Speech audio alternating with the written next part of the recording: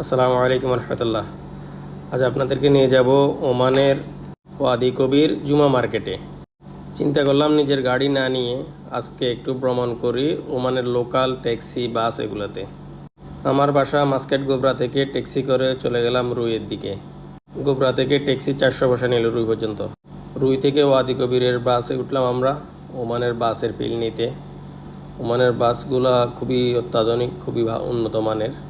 মাত্র 200 পয়সা বাস ভাড়া, তার সাথে ওয়াইফাই ফ্রি, আনলিমিটেড। যতক্ষণ আপনি বাসে থাকবেন ততক্ষণ ওয়াইফাই ফ্রিতে ইউজ করতে পারবেন। চলে আসলাম আমরা জুমা মার্কেটে। ওমানের এই ব্যস্ত হাট বসে শুধু শুক্রবারে, যেখানে মিলবে নানা ধরনের পণ্য। ওমানের ঐতিহ্য আর লোকজ পরিবেশের এক অসাধারণ মিলন। এখানে আপনি পাবেন পুরনো জিনিসপত্র, টুলস, জামা কাপড়, খেলনা এবং ওমানের পুরাতন ঐতিহ্যবাহী সামানগুলো। এখানে আপনি পুরাতন সব কিছু পাবেন। পুরাতন ঘড়ি, ইলেকট্রনিক সামানগুলো, পুরাতন ক্যামেরা, পুরাতন রেডিও, টেলিভিশন, সাউন্ড বক্স থেকে শুরু করে যত সামগ্রিক সামানগুলো আছে সব কিছু আপনি পাবেন। আরও আছে ওমানি ট্র্যাডিশনাল টুপি, ড্রেস, তারপর ওমানি জুব্বা, লুঙ্গি ইত্যাদি থেকে শুরু করে ঐতিহ্যবাহী সব সামানগুলো আপনি এখানে পেয়ে যাবেন। এটা যেন এক বেচা কিনের উৎসব। দর কষাকষি, আনন্দ আর মানুষের মুখরতা আপনাকে মুগ্ধ করে তুলবে।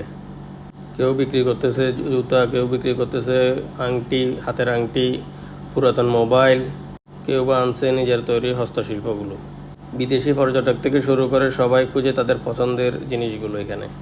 সার্ভিস রাস্তার এই পাশে মার্কেট এবং অন্য পাশে হচ্ছে যে আপনার গাড়ির ক্রয় বিক্রয়, আর রাস্তার অপর পাশে হচ্ছে আপনার গাড়ির ক্রয় বিক্রয়।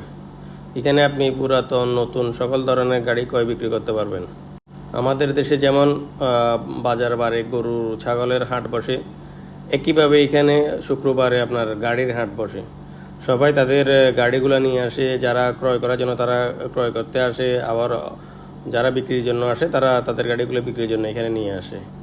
এখানে প্রতি শুক্রবারে অনেকগুলো গাড়ি ক্রয় বিক্রয় করা হয়। ওমানের সবচেয়ে পুরাতন গাড়ি ক্রয় বিক্রয় সবচেয়ে বড় জায়গা হচ্ছে যে জুমা মার্কেট।